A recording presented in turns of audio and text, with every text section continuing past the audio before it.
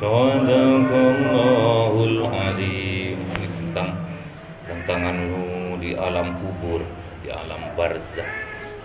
Jadi ada sebagian penghuni kubur tuh berdoa sama Tuhan. 107 itu. Rabbana ahrijna minha fa in udna fa inna zalimun. Karena dia udah tahu, sadar diri kalau dia sudah zalim.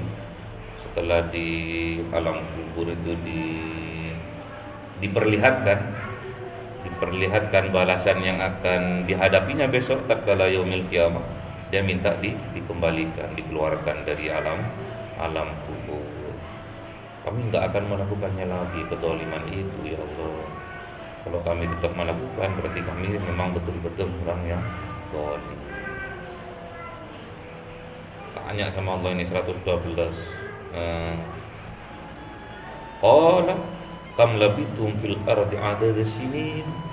Berapa lama sih kamu tinggal di bumi ini? Qalu labisna yauman aw ba'da yaum. Jawab tuh ahli kubur itu jawab. Kayaknya cuma 1 hari atau setengah hari deh.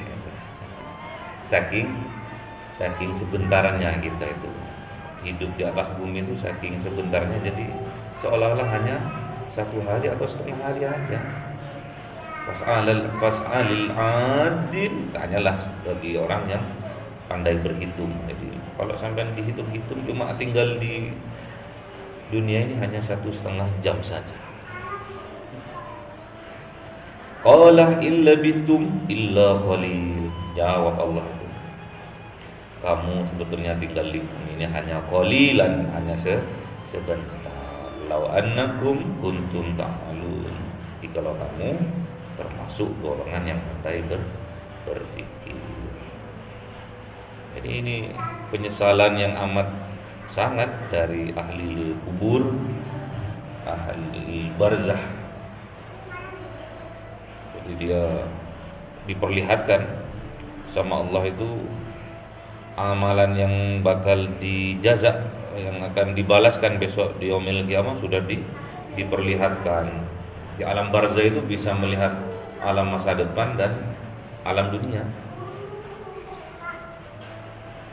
Jadi besok sampean kalau mati itu bisa melihat masa depan, nasibnya sampean di masa depan itu bisa kelihatan. Ditampakkan misalkan sampean amalnya bagus, keindahan. Jadi barzah itu, kuburan itu raudhah min riyadil jinan. Jadi taman-taman surga. Tapi kalau sebaliknya yang diperlihatkan itu siksaan, hukuman, misalkan mengambil harta anak yatim tanpa hak, ada setrika atau apa itu yang dilambangkan seperti itu. Ya, raudhah min riyadin nar, surga, kebun dari kebun neraka, siksaan, menjerit sampai. Itu azab kubur, padahal gak diadab tapi merasanya diadab, tersiksa sampai kayak di alam mimpi. Kayak di alam mimpi sampai kan gak ngapa-ngapain tubuhnya, gak dipukuli, gak dikejar-kejar. Tapi kalau bermimpi dikejar orang gila, capek juga sampai terengah-engah. Terus sampai mimpi kayak jatuh, seolah-olah sampai jatuh sungguhan gitu, padahal enggak. Cuma jiwanya sampean. Kalau di suluk itu namanya apa namanya? Sukmanya yang nggak tenang, yang penasaran besok itu sukmanya. Karena sukma itu seharusnya ngentel ya, harus berpegang erat sama ruh. Jadi kalau ruh kembali, dia ikut kembali. Kalau enggak, dia ikut yang dia cintai. Apa yang dia cintai? Misalkan sampean cinta sama pekerjaannya sampean, sampean ikut itu sudah. Alam mimpinya sampean ikut itu. Sampean berdagang, saking asiknya sampean berdagang, saking cintanya sampean berdagang sampai sholat Jumat ditinggalkan misalnya, nggak digubris misalnya. Adzan nggak digubris, biarin. Karena ada besok lagi, minggu depan kan ada Jumat lagi gitu kan. Jadi nggak sholat Jumat sekarang, enteng, mengentengkan misalkan. Cinta pol sama dunia, Akhirnya sampean mimpi seperti orang mimpi jualan, misalkan sampean dagang apa di pasar, dagang sandal misalkan di pasar. Sampean seolah-olah mimpinya itu dagang sandal dan mendapatkan keuntungan yang banyak. Tapi kala sadar sampean sudah jasadnya, tempatnya ini, raganya ini udah dipendem, baru penyesalan yang seperti ini yang akan didapati nanti. Tolonglah Allah, keluarkan saya, kembalikan saya juga ke dunia. Saya nggak akan dolim lagi, saya nggak akan mendolimi diri saya lagi. Berarti sampai kalau nggak sholat Jumat, nggak sholat maktubah yang 5 waktu, itu sampai dolim terhadap diri sampean sendiri. Makanya supaya nggak dolim, ya diajak teman, misalkan tidur dibangunin, supaya nggak mendolimi dirinya sendiri nanti, gitu. Dan kuburan itu, kata Kanjeng Nabi itu, innal qabr awwali manazilin min manazilil akhirah, katanya Kanjeng Nabi seperti itu. Kuburan itu adalah persinggahan awal dari persinggahan akhirat berikutnya. Jadi persinggahan awal itu, jadi kuburan itu di alam barzah itu. Awal sampai lepas dari alam dunia, persinggahan pertama adalah kuburan. Jadi baru nanti ada 5 alam lagi kalau nggak salah, sampai nanti di padang mahsyar, baru nanti akan sampai di surga atau di neraka. Banyak yang menyesal sudah, diingatkan sama Allah itu, qala kam labithum fil ardi adad sinin, berapa lama sih kamu tinggal di bumi ini, berapa lama? Qalu, terus jawab tuh orang-orang yang di alam kubur tuh jawab, labisna yauman aw ba'da yaum, kayaknya cuma 1 hari deh, saking sebentarnya, aw ba'da yaum, atau separuh, setengah hari, saking sebentarnya di dunia itu. Qala illa bitum illa qalilan, jawab Allah, sesungguhnya kamu tinggal di bumi itu hanya sebentar, sedikit saja, sedikit waktu aja. Makanya kalau di slogan-slogan itu, hidup di dunia ini hanya mampir untuk ngombe, katakan Nabi, hanya mampir untuk minum, terus dipelesetkan hanya untuk minum kopi, saking sebentarnya. Jadi hidup dunia itu mirip seperti kita minum kopi, habis 1 gelas selesai sudah. Lau annakum kuntum ta'lamun, jikalau kamu termasuk orang yang berpikir. Coba berpikir sampai 1 hari di yaumil akhir, besok itu sama dengan 1000 tahun di dunia. Coba bagi-bagi. Yang orang akuntansi, makanya disuruh sini fas'alil adin, tanyakan kepada orang yang ahli berhitung. Seperti Mas Agus ini. Mas Agus yang terhitung-hitungan suruh bagi 24 jam, berapa menit, berapa detik, akhirnya kurang lebih 1,5 jam kalau nggak salah. Seolah-olah kita itu, kalau kita mengukurnya pakai ilmu akhirat, hidup kita di dunia itu hanya 1,5 jam. Padahal menurut kita di alam dunia itu sangat lumayan lama. Saya sekarang sudah hampir 40 lah. Padahal kemarin baru lulus S1, masih umur berapa? 20 berapa gitu. 21, 22 gitu kan. Cuma ditambah 18 sudah jadi 40. Udah anaknya banyak sebenarnya. Sudah permasalahannya udah banyak gitu.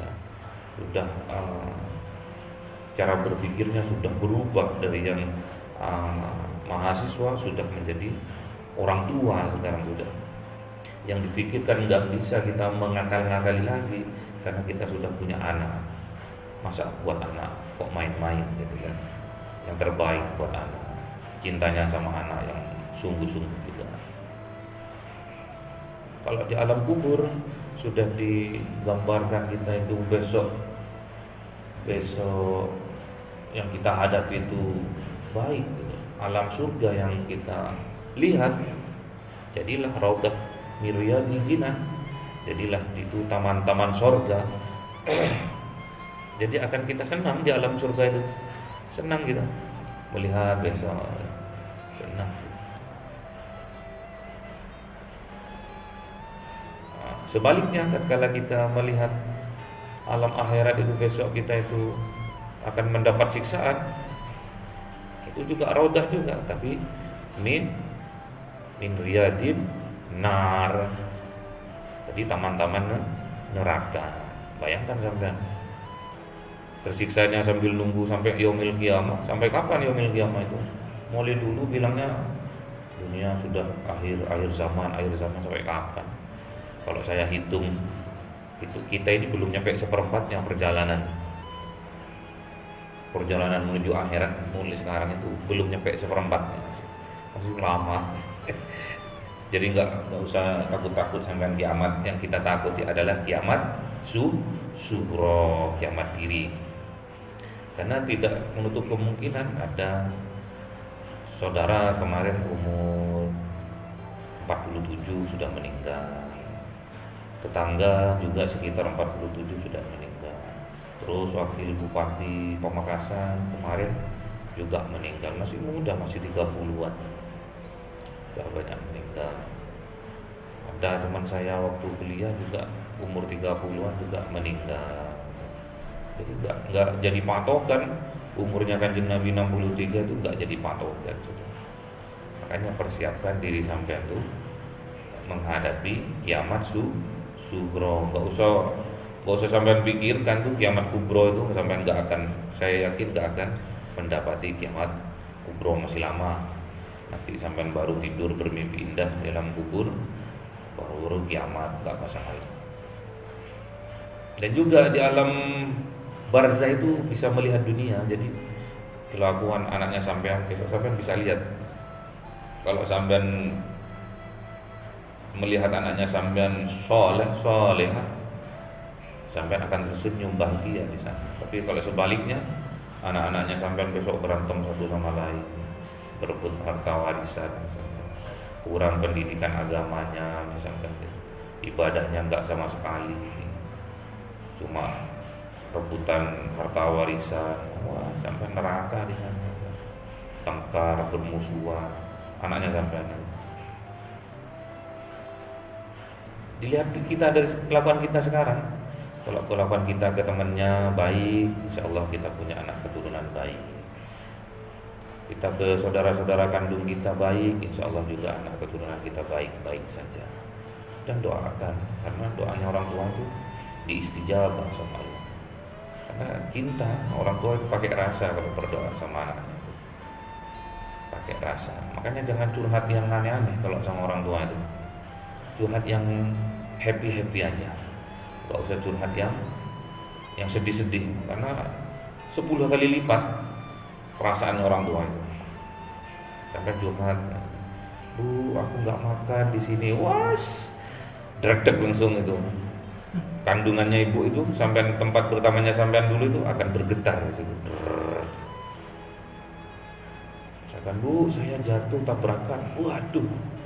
Udah pikirannya orang tua, apalagi orang tua perempuan, ibu, wah, luar biasa, dredeg gitu. Kayak mau semaput, kayak mau terbang, kayak mau apa sudah.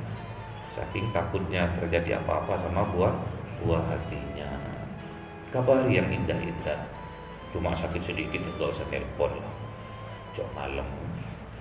Pusing sedikit, Ibu, aku rindu. Kenapa kok tumben? Iya, aku di sini panas.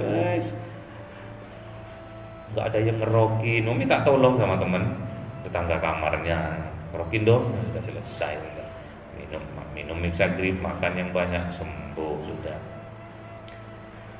Kayaknya aku kena corona deh. Waduh, kayaknya ibunya itu yang mau mati duluan, ibunya nanti. Terus aku aja yang mati. Makanya pepatah itu, kalau anak jatuh ke sumur, ibu itu langsung melompat. Tapi kalau ibu yang jatuh ke sumur, anak masih mencari tangga. Itu peribahasanya seperti itu. Kalau ada anak jatuh ke sumur, orang tua itu langsung melompat, terutama ibu. nggak mikir dirinya, yang penting anak sudah. Tapi sebaliknya, tatkala orang tua yang masuk ke sumur, anak sibuk masih cari tangga, cari galah apa. Itu perbedaannya anak sama orang tua. Makanya untuk anak-anak besok sampai juga jadi calon orang tua, untuk anak-anak nggak boleh main-main, harus syukur. Kalau ingin anak yang soleh, dimulai dari kita dulu yang soleh. Ingin anak hafid Quran, sampean dulu yang hafid Quran. Walaupun 1 juz, tapi kan sampean pede gitu kan sama anak-anaknya besok. Ingin anaknya soleh, sampean nggak soleh, omong kosong gitu. Besok anaknya nggak hafal Quran, sampean marah, kamu ini goblok, masa cuma 1 juz 3 tahun nggak bisa. Ayah, ya sama. Gitu ya. Allahumma arhamna bil Qur'an waj'alhu lana imaman wa nuran wa hudan wa rahmah.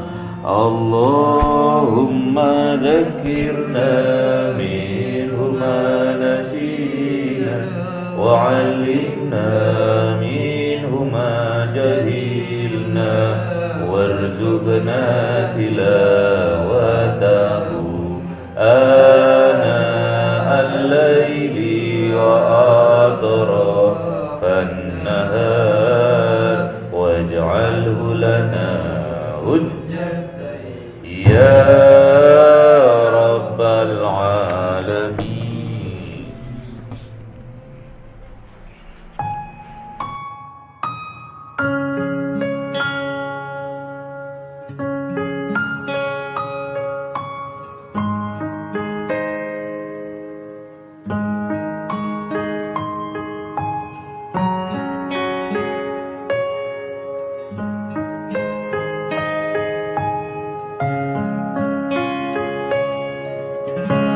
حي الهادي